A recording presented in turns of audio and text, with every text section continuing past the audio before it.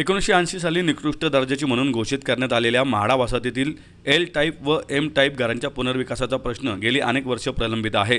Air force आणि MES colony परिसरातील बांधकाम निर्बंधामुळे सुमारे 800 गाळेधारकांचे पुनर्विकासाचे स्वप्न रखडल्याचा आरोप रहिवाशांनी केला आहे. या पार्श्वभूमीवर गाळेधारकांना न्याय मिळावा आणि पुनर्विकासाचा मार्ग तातडीने मोकळा करावा या मागणीसाठी माजी आमदार सुनील टिंगरे व माजी उपमहापौर डॉक्टर सिद्धार्थ धेंडे यांच्या नेतृत्वाखाली रहिवाशांनी मानवी साखळी करीत तीव्र आंदोलन केले. यावेळी म्हाडा व एअरफोर्सचा तीव्र निषेध करण्यात आला. यावेळी म्हाडाच्या रहिवाशांची घरे मोडकळीस आली असून त्यांना तात्काळ न्याय मिळावा तसेच शासनाच्या बांधकामाला एक न्याय व गरीब रहिवाशांना एक न्याय हा दुजाभाव खपवून घेणार नसल्याचा इशारा माजी उपमहापौर डॉक्टर सिद्धार्थ धेंडे यांनी दिलाय. मुख्यमंत्री, पालकमंत्री सुनेत्रा वहिनी पवार व खासदार पार्थ पवार यांच्या माध्यमातून आपण हा प्रश्न सोडवण्यासाठी तातडीने प्रयत्न करणार असल्याचे माजी आमदार सुनील टिंगरे यांनी यावेळी नागरिकांना आश्वासन दिले. तसेच न्याय मिळेपर्यंत आपण या लढ्यात सहभागी होणार असल्याचे त्यांनी सांगितले. यावेळी नगरसेविका नंदिनी सिद्धार्थ धेंडे, नगरसेविका शीतल सावंत, नगरसेवक सुहास टिंगरे आणि नगरसेवक रविभाऊ टिंगरे यांची प्रमुख उपस्थिती होती. परंतु एक अट जी आहे, जी अडचणीची आहे, ती म्हणजे एअरफोर्सची भिंत त्याच्यापासून 100 मीटर पर्यंत बांधकामाला परवानगी नाही असं आम्हाला तोंडी माहिती होतं. M21 नावाची म्हाडाच्याच कर्मचाऱ्यांची बिल्डिंग, त्या बिल्डिंगला सर्वप्रथम एअरफोर्सने नकारात्मक पत्र दिलं की आमच्या बाहेरील हद्दीमध्ये 100 मीटर तुम्ही येता, त्यामुळे तुम्हाला इथं बांधकाम करता येणार नाही. मग हा प्रश्न लक्षात आल्यानंतर आम्ही म्हाडामार्फत आणि महानगरपालिकेमार्फत आम्ही एअरफोर्सला आणि MODला पाठपुरावा केला की या 100 मीटरचं काय असेल ते आम्हाला कळवा. तर ह्या फेब्रुवारी 2026 मध्ये दस्तर खुद्द MODनी आणि रक्षा मंत्रालयाने आणि एअरफोर्सनी पुणे महानगरपालिकेच्या बांधकाम विभागाला आणि म्हाडाला लेखी कळवलं की 100 मीटर मध्ये आम्हाला इथं बांधकामाला परवानगी देता येणार नाही. गेल्या 2 महिन्यापासून असं लक्षात आलं की ह्या MS कॉलनीच्या उत्तरेला राज्य शासनाच्या जमाबंदी आयुक्ताचं एक बांधकाम चालू आहे. आम्हाला वाटलं शासनाचं आहे ते चालू असेल, त्याला परवानगी असेल. पहिलं आम्हाला उत्तर मिळालं म्हाडाकडनं, यांच्याकडनं, पुणे महानगरपालिकेकडनं की परवानगी आहे. पण नंतर ज्यावेळेस ते सगळे कागदपत्र पाहिले तर परवानगी काय होती, त्या बांधकामामध्ये झाडं तोडायची परवानगी होती, बांधकामाला परवानगी नव्हती. मग त्या लक्षात आल्यानंतर आम्ही विचारणा केली की त्यांना जर परवानगी असेल आम्हालाही परवानगी द्या.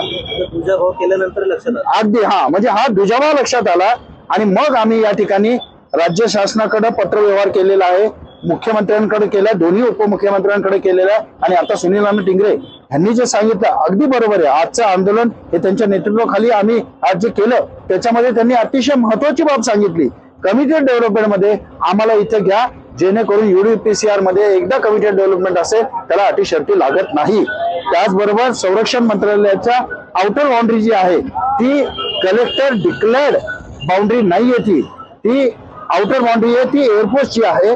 त्यामुळे तिथून 100 मीटर मध्ये रेसिडेन्शियल एरियामध्ये पण परवानगी द्या आम्हाला, अशी मागणी सर्व गाळेधारकांच्या वतीने आज आम्ही 4ही नगरसेवक या ठिकाणी आहेत यांच्या वतीने, संयुक्त संघाच्या वतीने, गाळेधारक महासंघाच्या वतीने आम्ही या ठिकाणी करत आहोत. मला आत्ताच साहेबांनी सांगितलं की ज्या आर्किटेक्ट महाजननी हा केंद्र सरकारच्या MOD डिपार्टमेंटला पहिला पाठवलेला नकाशा होता, त्याच्यामध्ये ती जागा मोकळी दाखवली होती. त्या कारणाने त्यांनी 100 मीटर मध्ये बांधकाम हा नियम ज्यावेळेस डिफेन्सने लावला त्या नियमाच्या अगोदरच्या खरं तर हा बिल्डिंग आहे.